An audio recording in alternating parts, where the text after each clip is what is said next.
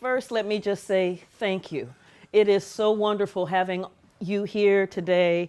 It is wonderful being honored with the John F. Morgan Senior Distinguished Faculty Lecturer, and it is wonderful to be at Emory. I wanted to talk about white rage. And I know it sounds crazy, but let me talk about how a black woman got to white rage. And although it looks like it began with Ferguson, actually it began in February 1999 when a black man came home from a hard day's work. And he went home, got into his apartment, and realized there was no food. You know that when you come home, you worked hard, you look in the refrigerator, and the refrigerator's looking back at you. And there's that moment where he's like, oh, but he's in New York. And you know New York, the city that never sleeps. So you know there's going to be food available. So he goes outside, he steps on his apartment, the porch, and whew, a car rolls up. 4 officers of the NYPD hop out, guns drawn. 41 bullets later, Amadou Diallo goes down. 19 of those bullets hit. Amadou Diallo was unarmed. He had committed no crime. There was no warrant out for his arrest. He was just a black man in the Bronx. Now, that is bad enough. So, ladies and gentlemen, welcome back. Today we are discussing something which is also equally important about white rage or white backlash. Welcome back so much, and please don't fail to subscribe. But then, first things first. Before we discuss about white backlash or white rage, it's good that we understand the genesis, because you can't talk about white backlash or white rage if you don't talk about racism. And it's true that most societies, racial discrimination has been happening in different aspects. How some people, how some laws have been enacted, how some policies have been presented in speech, in actions, that at times have been violent against some ethnic groups. At times, mostly blacks and Asians, in almost call them minority groups, because probably in the society where they live at that particular time. So you don't want to criminalize this thing on America alone, because you can remember the apartheid in South Africa, cases in Germany, United Kingdom, many European countries, Western countries. Ever since independence, there have been a lot of discriminatory cases. That's why I don't want to single America out. But then, because if we also maybe leave America out of this, we'll be doing some kind of injustice. Because as the professor was talking about, white rage, or let me call it white backlash, is something which is rampant in America. So what is white rage or white backlash? Now, in simple terms, white backlash is a kind of perceived grievance of the white people against the rising or establishment of other ethnic groups in their society. As you understand, probably in 20th and 21st century, there have been some improvement in their democratic rights, housing rights, space in the economic and social institutions. And blacks have risen to these standards. You remember Barack Obama was elected as the first black president of the United States. He was not only elected by whites alone, he was elected by blacks, whites, Latinos, everyone who had American citizen, who had the right to vote. But then, there have been something interesting is happening, because there have been some, not all, some white people who have been grieved with this kind of progress on these minority groups. And they have some kind of feeling, let me call it a kind of perceived feeling, that their position as the top of the pyramid is being threatened. And that's why they have been enraged and At times, it's sad that these things have been tied on violence. And then someone said something interesting. Recently, if you followed, if you're on social media, a certain lady or a woman talked about something called black fatigue. And even, in fact, before we continue, before I bring you the entire speech of the professor, let me first listen to what this woman said about black fatigue, because it is assumed that some people nowadays are rebranding white rage as black fatigue. I don't know if it's some kind of sadistic, whatever. But first, take a listen, then we'll have a discussion thereafter. There was a white woman who has now since deleted her video talking about black fatigue and how she and the rest of society are so fed up with the ghetto and ratchet behavior, the entitlement, the victimhood. Her words, not mine. Couple of things. One, black fatigue is a real thing, but it's not what that lady was saying. Black fatigue is the emotional, physical, and mental exhaustion caused by the daily stress of living under systemic racism and its consequences. So the black community has black fatigue due to the oppression they've lived under in this country since its inception. 2, it never ceases to amaze me how little most white people are willing to look at the true history of this nation and understand that while they personally may not have owned slaves or lynched black people or used black babies as alligator bait or conducted experiments on black people or operated on black women without pain medicine because they didn't think black women could feel pain, they are still benefiting off the society and systems that made those things possible. Racism is deeply rooted in this country from the beginning. We stole this land from the indigenous Native Americans. We brought black people to this country against their will and sold them into slaveries. We ripped their families apart. We have maligned, maimed, and misused the black community since the first ship arrived on the shores of the United States. Do you understand how hard the fight has been to get even a semblance of equality in this country? And now, what little progress we've made is being undone by this administration. Trump and this administration has made people like that woman and the many racist commenters on that post feel comfortable to speak so publicly about their racist views and feelings. Because, spoiler alert, nothing will happen to them. Black people are questioned about everything they do, even if they're just walking down the street. Until this country as a whole accepts responsibility for how we were designed and built, this country will never see true equality. Black fatigue. Oh, you heard what this woman said. What do you think? Is it kind of reverse psychology that whites are using on blacks, or what is it? Because it's good when we talk about realities. I don't know if you ever experienced this black fatigue thing, or it's only on books or on social media. But then, in fact, before we dwell much into black fatigue and if it's true or not, I want us to take a listen to what the professor had to say about white rage and how it is affecting equal opportunities for blacks and Latinos and all these other communities. And how, in fact, she was very elaborate on even the consequences and how these things is causing inequality in the society. So let us first take a listen. Then thereafter, I'll also be glad to listen to get your idea. If you ever express this kind of thing, then maybe what can be done. Take a listen. But then I'm watching Ted Koppel's Nightline, and Mayor Rudy Giuliani is on. And Giuliani is just unrepentant.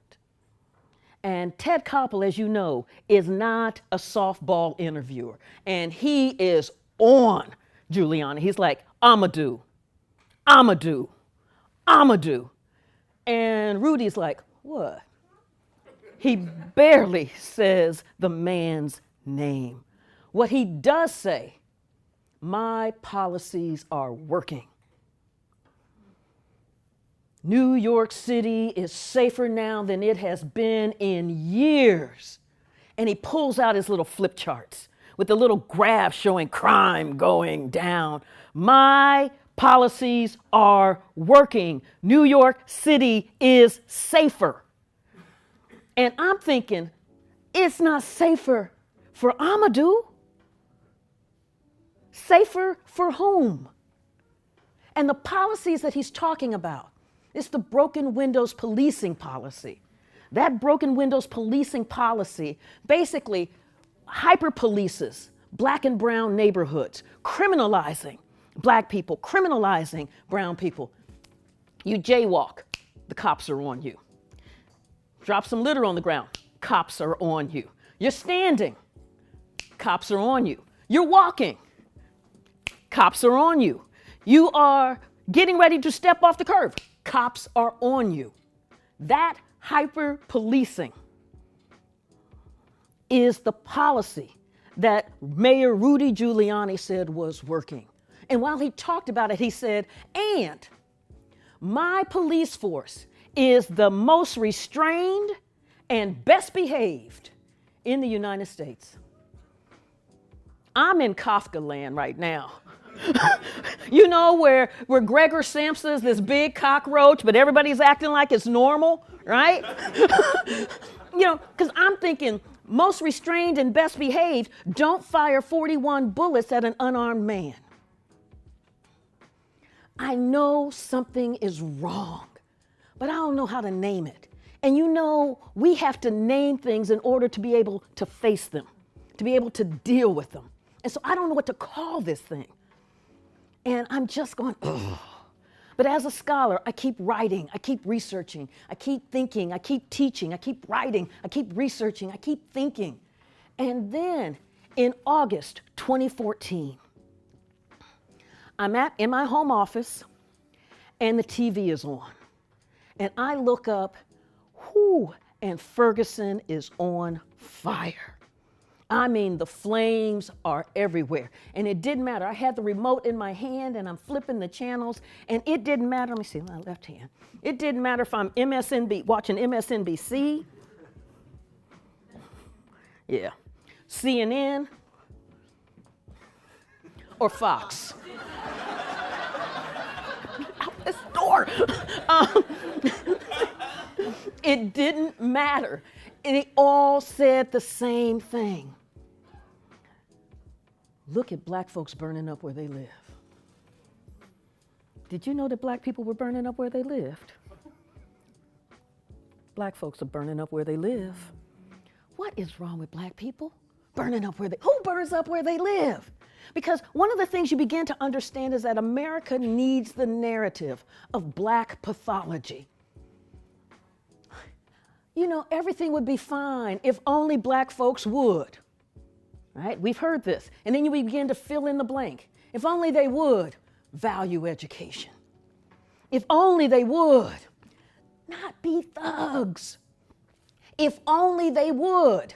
You fill in the blank in terms of that black pathology, because that is absolutely necessary in the narrative of America.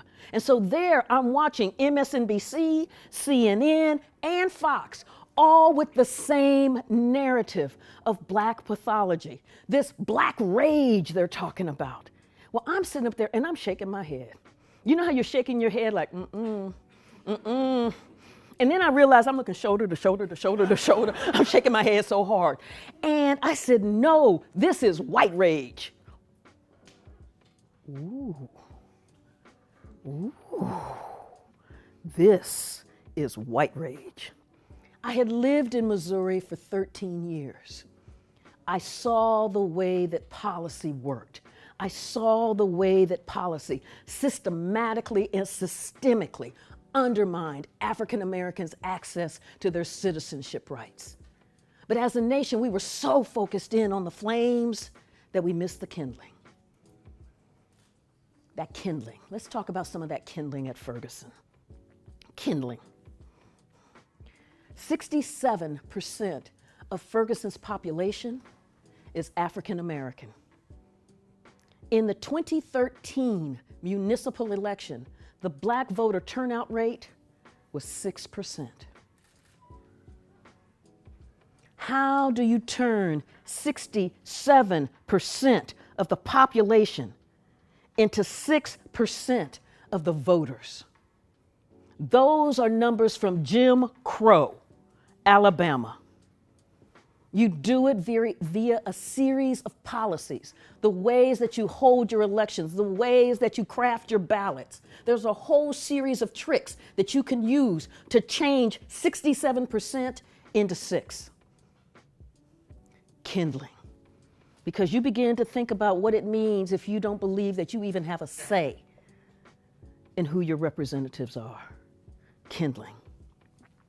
Let's talk about the schools. Michael Brown's school system. Missouri rates its school systems. It accredits them on a 140-point scale. Graduation rates, matriculation rates, test scores, the whole 9 yards. And you can get a total of 140 points. How many points do you think Michael Brown's school system got? How many? On 140.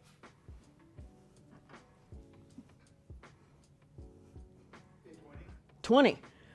That's a good one, Eric. That's a good one. 20 out of 140, right? Anybody else? 10. Whoa. Aren't okay, I believe that's called cheating. 10. 10 out of 140 points for 15 years. What that means then is that the public policy leadership was very comfortable with pulling an entire generation of black children through a school system that could garner no more than 10 points, an entire generation. And then start pulling another generation through, because we're at 15 points from K through 12. Kindling. Kindling. Let's talk about the police. We know that the police are here to protect and serve. Yeah, because I'm going to be doing this throughout, because there's a kind of hymn book that we sing from, right? We know, right? We know. The police are here to protect and serve. So in this protect and serve, except in Ferguson, they looked at that black population as revenue generators. So you're doing 26 and a 25, boom, ticket. I don't think you fully stopped at that stop sign. Boom, ticket. Ah, looks like you've got a broken tail light. Boom, ticket. And this is a working class neighborhood. And so when you start hitting this neighborhood, this community, with $50 tickets, $25 tickets, $80 tickets, $100 tickets, and you begin to think about what that means. You pay the ticket or you pay your rent. You pay the ticket or you keep food on the table. You keep the lights on. There's not disposable income here. When you don't pay that ticket, the next time you're doing 26 and a 25, because now there's a warrant out for your arrest. Then you are jailed. And then the entire criminal justice process of fines and court fees and bail are all pulling from this working class black community. By the time when Ferguson blew, those fines and those tickets accounted for 25% of Ferguson's operating budget. 25%. And let me be really clear. Justice was not blind. Justice, in fact, had, what did they call it? Had LASIKs. Because justice was, so if the police would happen to stop somebody white and try to hand them a ticket and go, ooh, sorry, not you. Or if the police officer handed somebody white a ticket and somebody white went in to go then pay the ticket, it was like, what are you doing? I'm trying to pay this ticket. And to tear up the ticket. So you're getting this massive extraction from the working class black population in Ferguson. Kindling. And so as I began to think about this kindling, I began to think about the way that white rage worked. White rage is not about visible violence. We often think of rage as visible. We often think of the racism as this visible thing. But white rage is subtle. It is corrosive. It operates through the state legislatures, through Congress, through the judiciary, through school boards. It cloaks itself in legalities. And so I set out, and so because it's so quiet, it's so subtle, you don't see it. And so I set out to blow graphite onto that fingerprint, to be able to trace white rage throughout time, not all the way back to time immemorial with the dinosaurs, but at least up to the Civil War all the way through to 2016. And one of the things that became clear to me as I started thinking through how white rage works, it became clear to me that the presence of black people was not the trigger for white rage. There's that stunned, almost what you talking about, Willis? Look. It is the presence of black people with ambition. The presence of black people with drive. The presence of black people with aspirations. The presence of black people who achieve. It's the presence of black people who refuse to accept their subjugation. The presence of black people who demand their rights. That's the trigger for white rage. And this society has therefore punished black resilience and black resolve. Now, at this point, this sounds like almost Scooby-Doo-ish, right? Because we know it's so counterintuitive, because we think of the US, America, as the land of opportunity, right? And so all you've got to do is work hard, yes. And I'm telling you, y'all know the hymn, right? So my baritone's here. Right? We know the hymn. We don't even have to pull out the book. It is in the ether. It's in the cultural language that we understand how this nation works. But so what happens if you have a series of policies that in fact punish black achievement, black aspiration? And it sounds counterintuitive, but how else can you explain how government after government after government has worked so hard to see to it that black children do not get a quality education? Let me give you a couple of examples. In 1947, in Prince Edward County, Virginia, the school board finally agreed to build a high school for the black children. Because remember, this is a completely segregated system, Jim Crowed. And so in 47, that would be after the US helped defeat the Nazis. I need to put that in its time frame. Then we get a high school for black children in Prince Edward County. Within a few years, that school is bursting at the seams. 2 to 3 times as many children are in this space than that building can hold. And so the black parents are going to the school board, the all-white school board, saying, we need an additional school. We've got kids bursting at the seam. It's doggone near impossible for them to learn sitting one on top of the other like that. We need a new building. The school board was like, no. And the parents are pushing hard, unrelenting, demanding education for their children. And the school board finally relented and put up 3 tar paper shacks and said, your kids can go there. Now, meanwhile, the white school is nice brick with indoor plumbing, which is not available in the black high school. By this time, we're in 1951. So there was a young woman, Barbara Johns, 17, and Barbara Johns was like, my name is the wrong one. You gonna take this? You gonna take this? No, you're not taking this. You gonna take this? Yeah, you're like, no, we're gonna walk on out of here, aren't we? And she starts organizing that school for a massive walkout, a massive demonstration, saying, we're not having this. We're not having it. They rose up and boom, hit the door. Administrators were like, what just happened here? And they were like, yeah. Now, she wasn't playing. And so the death threats started coming in on this 17-year-old child who was demanding quality education. It was so bad that her parents had to spirit her away to safety to Alabama. Boom, I rest my case. You know when you got to go to Alabama for safety in 1951?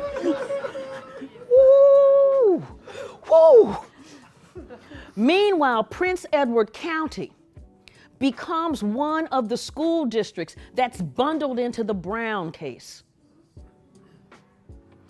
Now, when Brown came down, Prince Edward County said, I got something real for you. And so what the town fathers, working with the state legislature, decided to do was to shut down the entire public school system. Because that way, if we've got to have equal schools, then black children and white children equally do not have access to a public school. And you can almost hear the "aren't I smart" written on them. Except, so black parents are like, what? But they're not listening to black parents. White parents are like, what? And they're like, oh, no, we got this. We're not going to let your white babies go uneducated. You know that. And so what they have done is that they have set up taxpayer-funded vouchers to pay for the tuition for white children to go to all white segregated private academies. So white children continue to be educated, and there is absolutely nothing for black children. Thousands upon thousands of black children. And it wasn't just in Prince Edward County. This was in areas throughout the South. And when these schools are shut down, Prince Edward County is shut down for 5 years. Begin to think about that. You're in the 5th grade. When your school opens up again, you're supposed to be in the 10th. Think about everything that you have lost in those precious 5 years. And this is at that moment where the U.S. economy is beginning to transform from a manufacturing-based economy to a technology-driven, knowledge-based economy. And we have all of these black children that the governments and the school boards have said will not be educated, period. What does this mean? Let me give you some sense of the power of white rage. So Brown won, and I see law professor Robert Shapiro here. Brown won, 1954, where separate but equal has no place in public education. Did I quote that right? Yes, okay. Brown 2, 1955. This is the implementation decision with all deliberate speed. 1956, 101 U.S. congressmen and senators dug in, signed the Southern Manifesto, vowing massive resistance to the Supreme Court decision. We will use every lever of power within our control to fight this thing. 1957. Radio signals pick up, beep, beep, beep. And you hear President Eisenhower going, dang, Dang. Dang. Because beep is Sputnik. The Soviets have launched a satellite into the air, into orbit, and it is a technological feat that the US did not believe that the Soviets could master. But it's more than that. The Soviets have their nuclear arsenal. But the US is thinking, yeah, but they don't know how to get over the Atlantic or the Pacific. We're good. So we'll have some forward bases for our allies in Europe and our allies in Asia, but we're good. Beep. Beep. And so the federal government does something that it hadn't done before. It pledges hundreds of millions of dollars into education to fund what they said would be the brain power to fight the Cold War.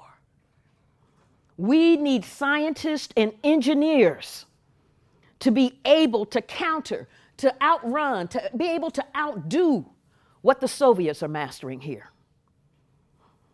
Now, this National Defense Education Act was huge, landmark, and it was being guided through Congress by two Alabamians.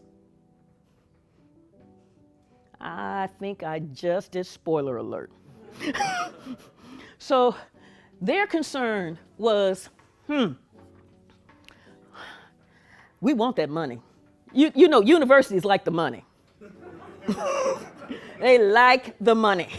And when the feds are putting up hundreds of millions of dollars to build labs and hire faculty and for postdocs, universities are like all on that.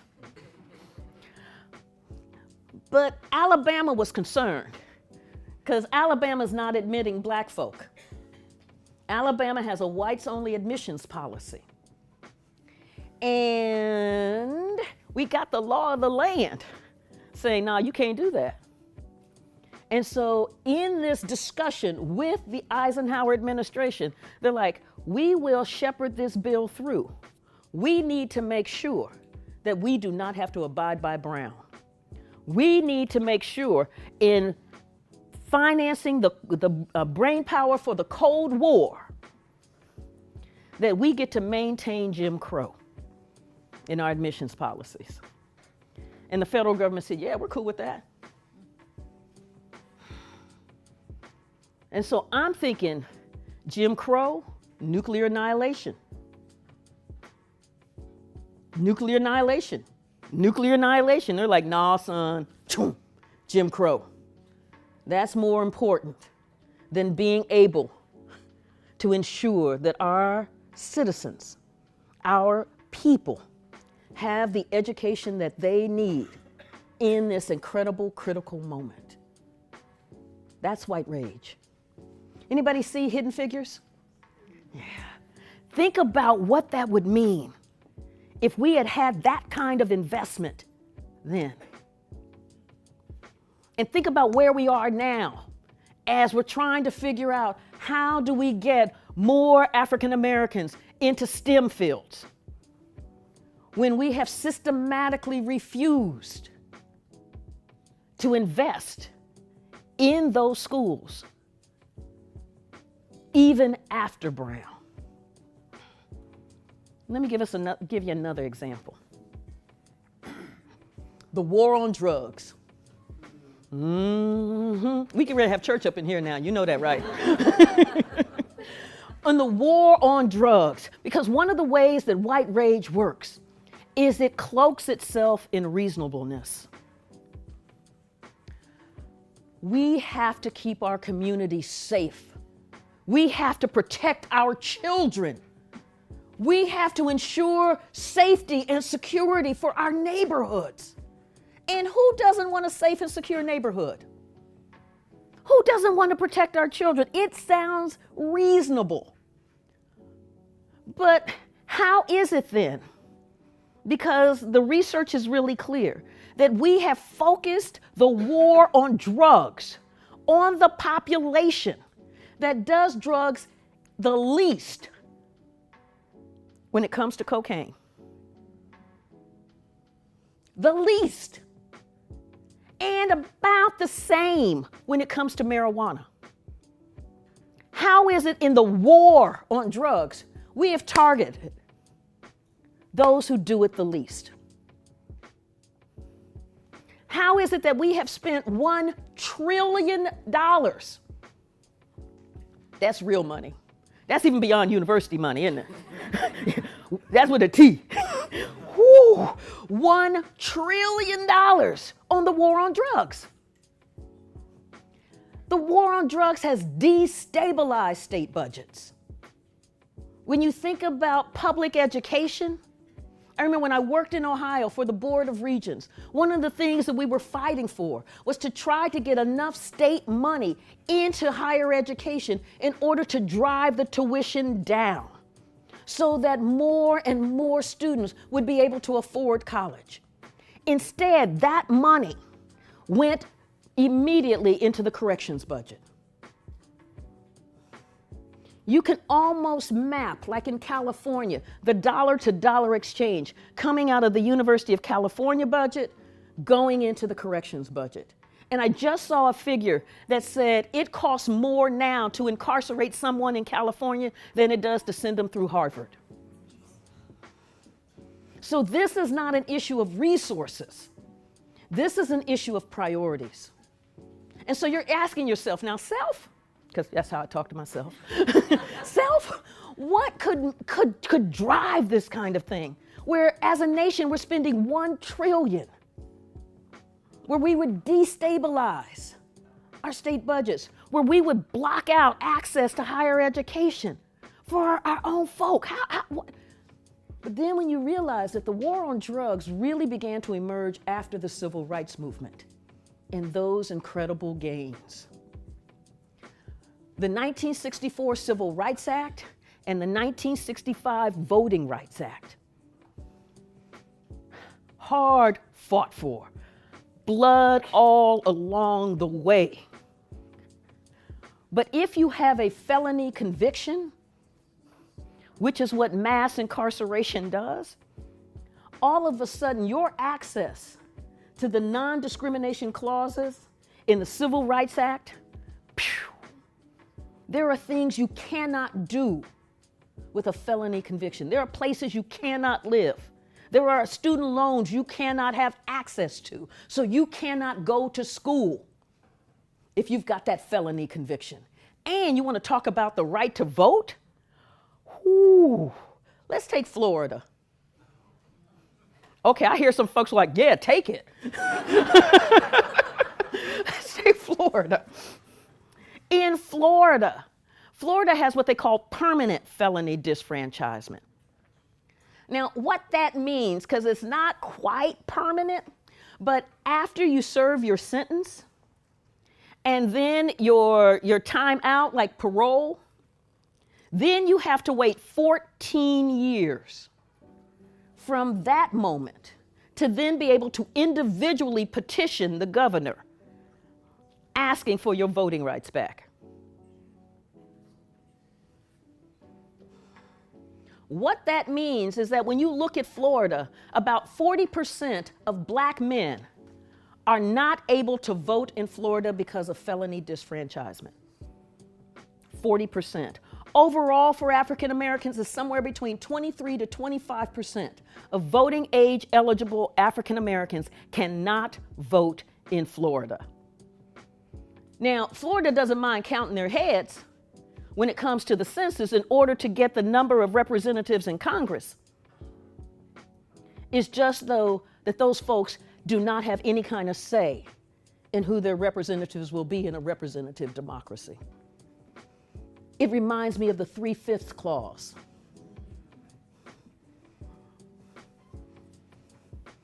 So while I'm talking about the vote, let me just move on to that next piece. In 2008, Barack Obama was elected president of the United States. Seems like a long time ago, doesn't it? And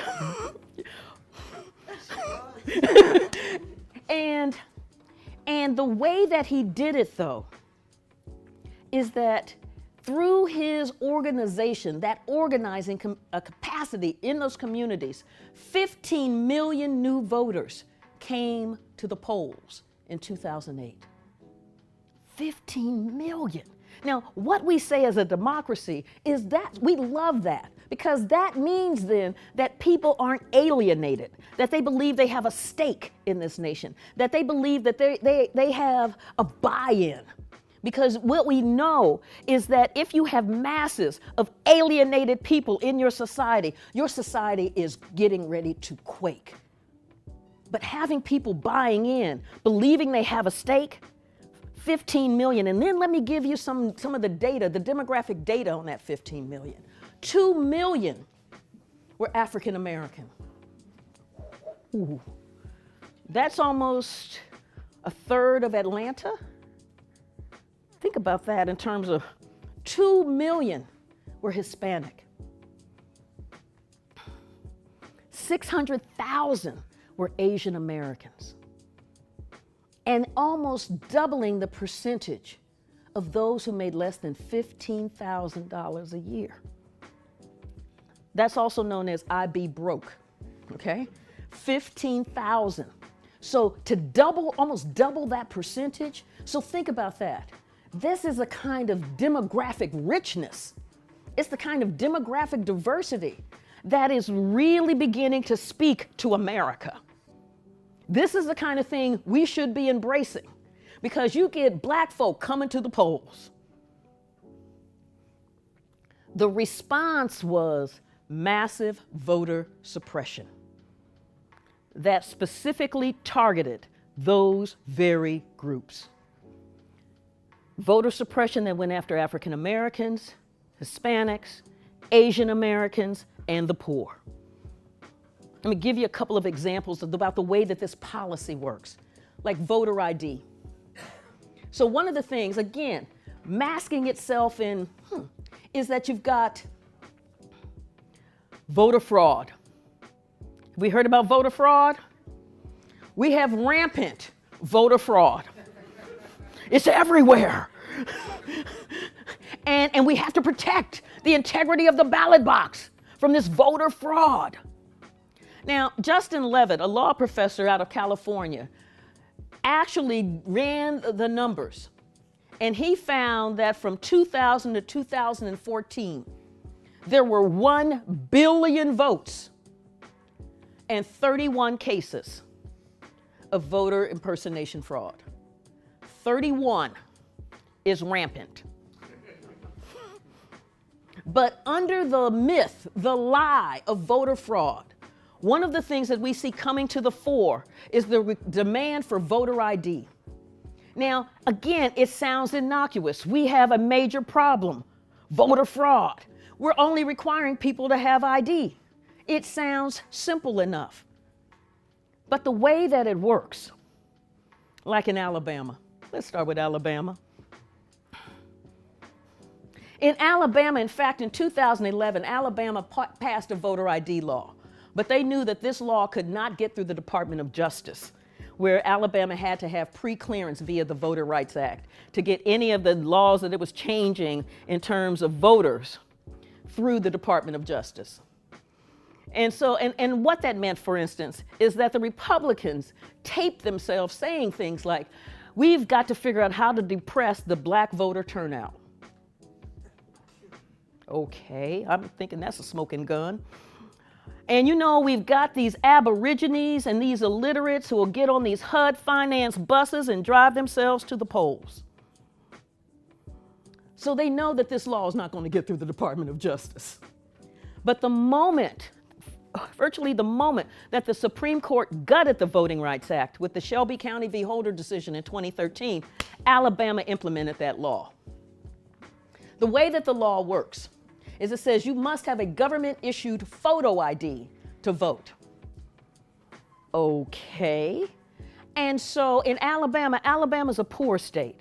It's ranked number 47th or 48th in terms of poverty. That's poor. And so you have a lot of folks in public housing. In fact, 71% of the people in public housing are African American in Alabama. Alabama decided that public housing ID would not count in order to be able to vote. Now, I'm like, I don't think it gets more government issued than public housing. But you see, in that one move, what you're able to do is you're able to wipe away black folk and poor folk by crafting which IDs are acceptable to be able to vote. And this is a mechanism that we will see throughout. Then what Alabama did. Alabama, the governor then shut down the Department of Motor Vehicles in the Black Belt counties. The Black Belt counties are the counties that have a sizable to majority black population. So when you shut down the Department of Motor Vehicles, then that means that you've got to go a couple of counties over in order to be able to get the ID that you need in order to be able to vote, except you don't have a driver's license. And Alabama is ranked 48th in the nation in terms of public transportation. So you don't have public transportation to get there. Again, it looks innocuous on the surface. But the ways that the policy works, it is designed to destroy African Americans' access to the ballot box. That victory that was won in 1965. I could go on. I really could. Yeah, I'm going to go on just a bit more. Because this stuff is crazy. So you take Texas. In Texas required a government-issued photo ID. Then said your student ID, like from the University of Texas, which would be a state-funded institution university, would not count. But your government, your concealed gun permit would. So your gun permit counts, and your student ID does not. Again, this is a way you can begin to shape the electorate in terms of who has access to the polls. What Texas also did is that only in about 1/3 of the counties in Texas is there a Department of Motor Vehicles. Only in 1/3. And so Texas, in fact, when they were drawing up the law, SB 14, they figured out that for almost 2 million of their citizens, it was going to be about a 125-mile one-way trip to the nearest Department of Motor Vehicles, which means a 250-mile round trip. And so initially in the law, they had, we will reimburse you. But right before that law passed, they drew a line through the reimbursement. So now you have to figure out how to make a 250-mile round trip without a driver's license, without public transportation, to be able to get the card that you need to be able to vote. This is how you shape the electorate. This is how you begin to punish black people and brown people for voting, and poor people and Asians. This is how you do it. And understand that all of this was done without a Klan cross burning. All of this was done with folks in judicial robes, not white sheets. This is how white rage works. The impact, for instance, of voter suppression in the 2016 election. You know, I talk about that kind of black pathology language that we have. You know, so after the election, how many of you heard, well, you know, black folks just didn't turn out to vote? You know? This was the first election in 50 years without the protections of the Voting Rights Act. Black voter turnout went down by 7%. Voter suppression works.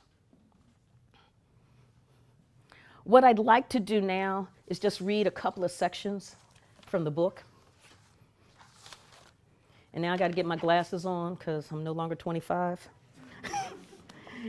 And the one section I'm going to read deals with the war on drugs. And I start off by noting, here we go.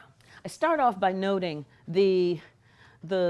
what Michelle Alexander has done in going through and noting how in key Supreme Court cases, racism has been embedded in the operating code of the war on drugs. Taken together, those rulings allowed, indeed encouraged, the criminal justice system to run racially amok. And that's exactly what happened on July 23rd, 1999, in Tulia, Texas.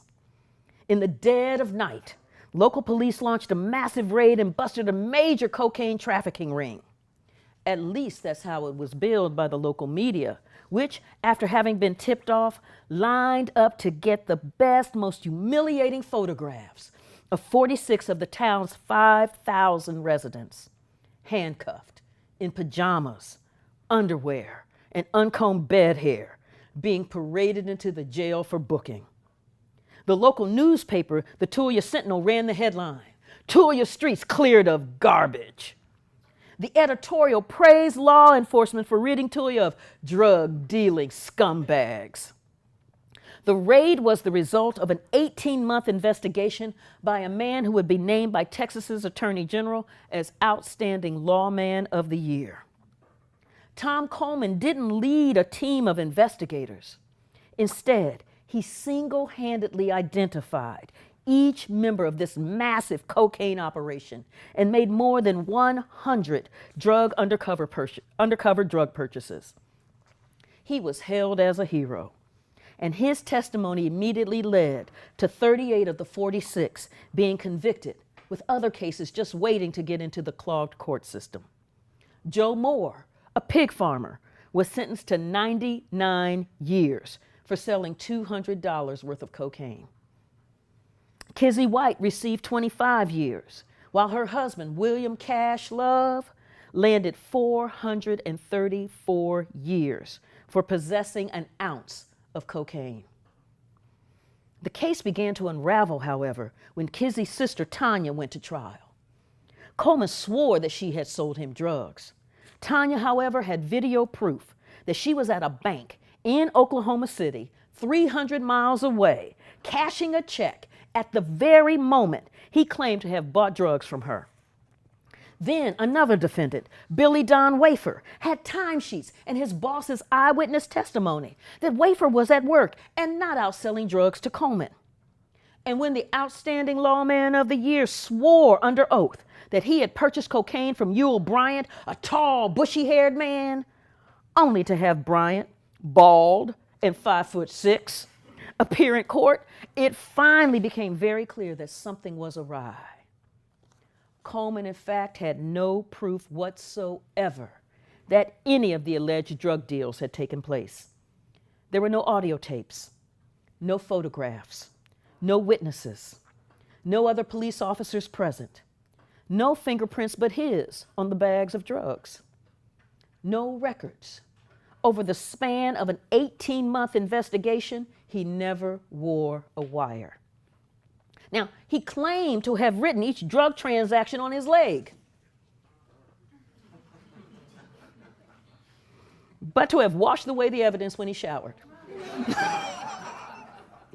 And I'm thinking either the boy hasn't showered in 18 months, never mind. Additional investigation led to no corroborating proof of his allegations. And when the police arrested those 46 people and vigorously searched their homes, no drugs were found, nor were weapons, money, paraphernalia, or any other indications at all that the housewife, pig farmer, or anyone else arrested were actually drug kingpins. What was discovered, however, was judicial misconduct running rampant in the war on drugs in Tulia, Texas, with a clear racial bias. Coleman had accused 10% of Tulia's black population of dealing in cocaine. Based on his word alone, 50% of all of the black men in town were indicted, convicted, and sentenced to prison.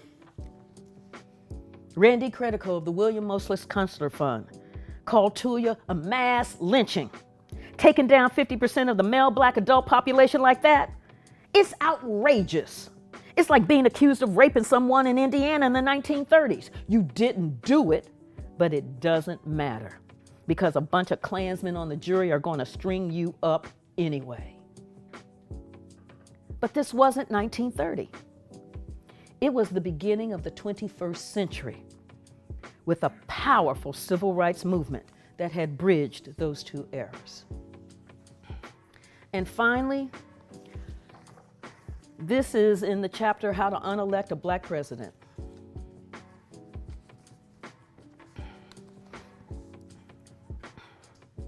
Black respectability or appropriate behavior doesn't seem to matter.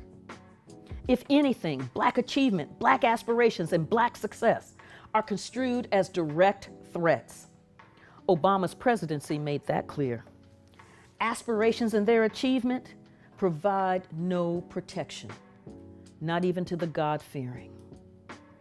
On June 17, 2015, South Carolinian Dylan Roof, a white, unemployed 21-year-old high school dropout, was on a mission to take his country back. Ever since George Zimmerman had walked out of the courthouse a free man after killing Trayvon Martin, and a racially polarized nation debated the verdict, Roof had looked to understand the history of America. Trolling through the internet, he stumbled across the Council of Conservative Citizens, the Tri-C, the progeny of the White Citizens Council of the 1950s that had terrorized black people, closed schools, and worked hand in hand with state governments to defy federal civil rights laws. Despite the group's avowed racist belief system, in the mid to late 1990s, the group boasted of having 34 members who were in the Mississippi legislature, including then Senate Majority Leader Trent Lott of Mississippi. By 2004, Mississippi Governor Haley Barbour, chair of the Republican National Committee, and 37 other powerful politicians had all attended Tri-C events in the 21st century.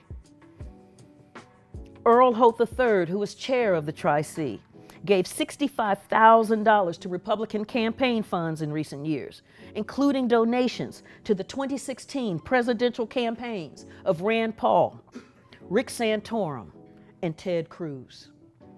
The Tri-C then enjoyed precisely the cachet of respectability that racism requires to achieve its own goals within American society. And its website of hatred and lies provided the self-serving education Dylan Roof so desperately craved.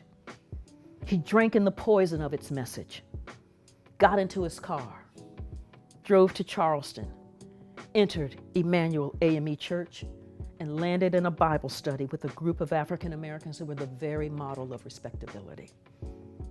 Roof prayed with them, read the Bible with them, thought they were so nice. Then he shot them dead, leaving just one woman alive so that she could tell the world what he had done and why. "You're taking over our country," he said, and he knew this to be true. Well, not even a full month after Dylan Roof gunned down 9 African Americans at Emmanuel AME, Republican presidential frontrunner Donald Trump fired up his silent majority audience of thousands in July 2015 with the macabre promise, "Don't worry, we'll take our country back." No, it's time instead that we take our country forward into the future, a better future. Thank you.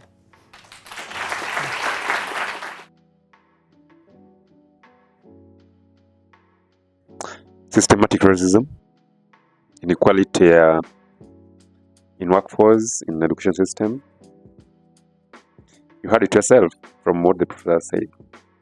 I want to ask you if you ever experienced this racial discrimination recently, mostly recently, probably in the past 5 years in the United States, because I read somewhere research shows that 8 out of 10 African Americans still experience racism. It's quite sad, it's quite frightening, because sometimes these things turn violence, but it's good to have a discussion. I don't know if you ever experienced this, and maybe if not, better for you. If yes, maybe what are the things that we should do, maybe as a government or as a people, that we don't continue expressing these kind of things each and every time. Let me know in the comment below and don't fail to comment and subscribe. Thank you.